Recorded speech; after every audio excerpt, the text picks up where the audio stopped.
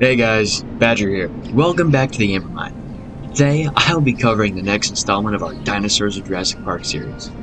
Last episode, Bob covered the armored dinosaurs, which featured species such as Stegosaurus stenops and Triceratops horridus. For today's episode, I'll be reviewing the titans of the Jurassic Park franchise, the sauropods. Let's dive in.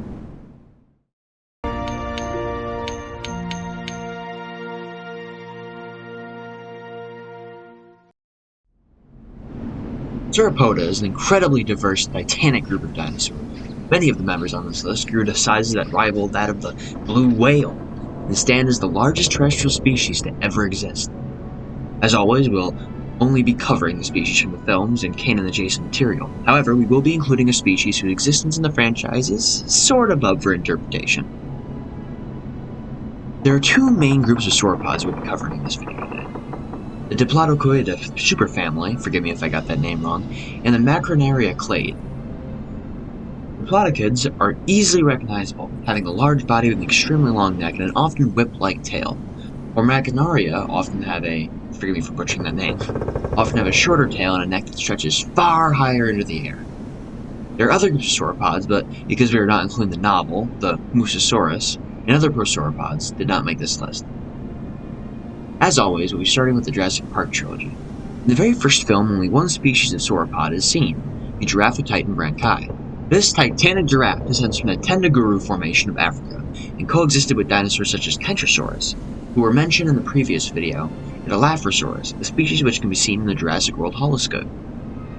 When Giraffatitan was first described in 1914, it was called Brachiosaurus branchi. It wasn't referred to as Giraffatitan until Gregory S. Paul, yes, that Gregory S. Paul, proposed this genus to be separated from the North American Brachiosaur in 1988.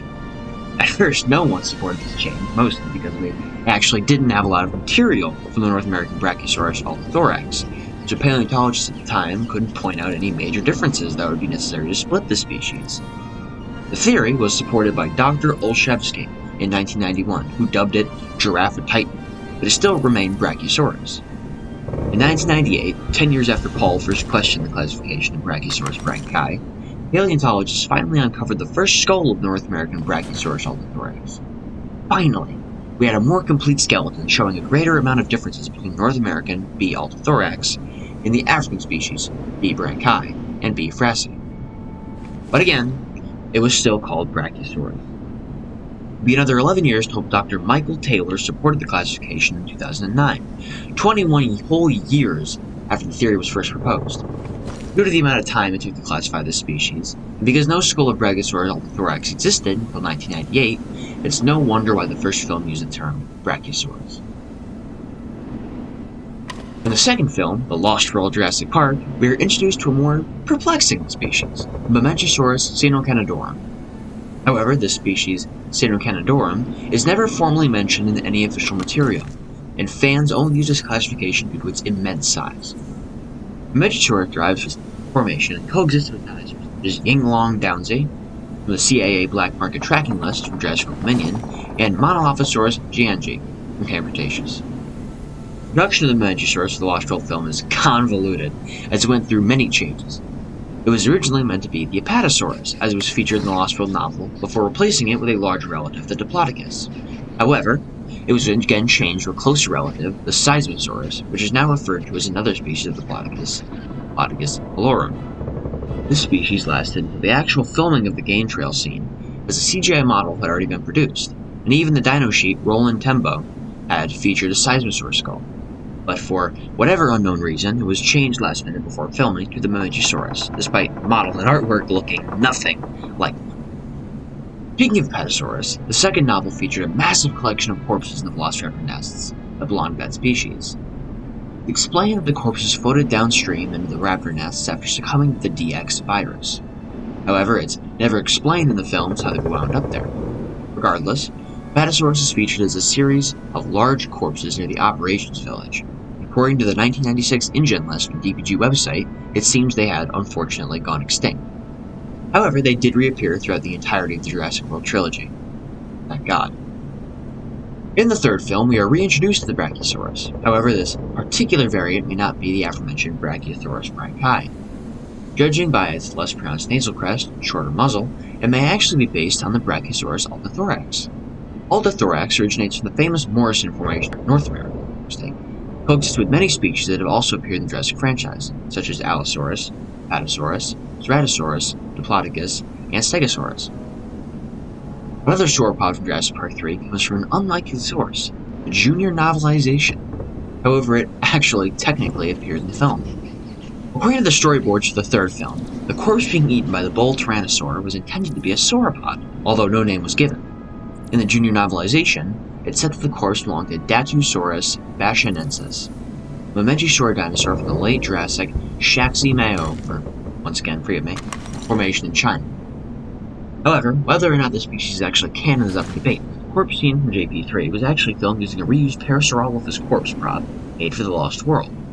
Fun fact, this prop was originally meant to be used in the deleted scene, the same one meant to showcase the Waphocephalus, but after that scene was scrapped, they reused the prop for the T-Rex nest. But the sauropod count for JP3 does not stop there. The Jurassic Park Adventures novel, Survivor, is a kid's book detailing Eric Kirby's experiences on Isla Sorna, which is actually an eyewitness testimony from Kirby to the UN. In the book, Kirby describes his encounter with what he describes as a Diplodocus carnegie, another sauropod from the Jurassic Morrison Formation. Although, because of the history behind Mementosaurus, it is likely this is a mistake in the writing of the book, and many fans interpret it as a misclassification on Kirby's part. It doesn't help that the book is also not canon, but we still consider it canon adjacent, so it stays on the list for now. Finally, we move on to the more obscure additions to this list, the species from Isla Aventura and its nursery attraction. Just a quick reminder, the species mentioned on the nursery are not active species in the Aventura Resort, and are instead kept in the reserve locations such as Europe, Japan, and Malaysia. Ultrasaurus altathorax is a large brachiosaur-like dinosaur. However, due to its unusual name and lack of knowledge on the animatronic production, we are unsure as to what exactly it's meant to be. The genus Ultrasaurus could refer to the Morrison Formation Suprasaurus vivinae, or to the South Korean Ultrasaurus tabriensis. However, the species altathorax raises more confusion. Until any official information is given regarding the classification of Ultrasaurus, the Ambermind is going to assume that it's a reclassified Jurassic Titan, for PR purposes on Hammond's part. Moving on, we have the Alamosaurus sanjuanensis, a North American titanosaurid from the Ojo Alamo Formation. Although unconfirmed, it's possible this species also had roots in Hell Creek, in other formations of the Montana group, making this species coexist with dinosaurs such as the Tyrannosaurus rex, Pectinodon, Triceratops, Ankylosaurus, Leptoceratops, and Pachycetus. It first appeared in Jurassic Park as a skeleton in the Visitor Center, before appearing in Isla Aventura as an inactive species. However, according to the background information, it is likely active on islands such as Isla Sorna.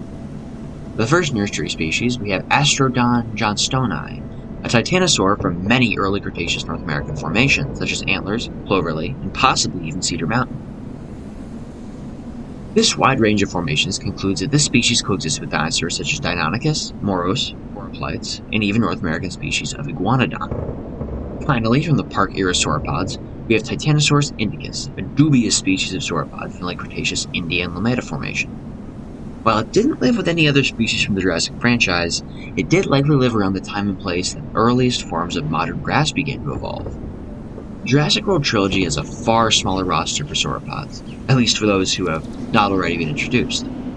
Throughout the entire trilogy, we are teased of an upcoming sauropod that would eventually be unveiled in Jurassic World Dominion, the Dreadnoughtus shrani. This titanosaur was first mentioned in the Jurassic World's Innovation Center, before being name-dropped again at the end of Fallen Kingdom in the form of an embryo vial. Dreadnoughtus hails from the South American Cerro Fortaleza, once again forgive me, formation. However, it did not coexist with any known species in the main Jurassic canon. While not confirmed, it is speculated that Amargasaurus cajuai, a diplodocid from the South American La Amarga Formation, appeared in Jurassic World in the form of a therizinosaur-like hybrid in Dr. Henry Wu's private lab.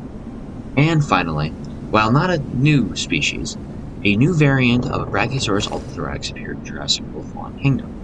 This particular design appears to be more similar to the original Jurassic Titan design from the first film, but differs in many key areas, such as the shorter muzzle and nasal crest, which clearly outlines this species as altathorax. It's likely this variant was cloned sometime in the early 2000s to replace the aggressive Jurassic Titan in the Brachiosaurus Valley attraction. But when the valley closed, they kept this variant, as well as the outdated Jurassic Titan and Brachiosaurus in quarantine pets, the upcoming Treetop Grazers exhibit. And that concludes this entry into our Dinosaurs of Jurassic Park series.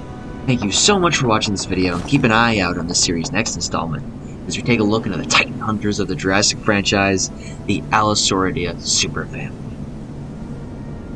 Hey Amberminers, Badger here. Thanks for tuning into our video. Remember to like and subscribe so you can always be on top of our content. Ring that bell so you get notified whenever we make new stuff. Trust me, you're gonna like it. Happy holidays, everyone. Peace out. Hey Ember Miners, thanks for watching today's video. Be sure to click the subscribe button on your way out and click the bell icon to be notified of our videos when we upload them.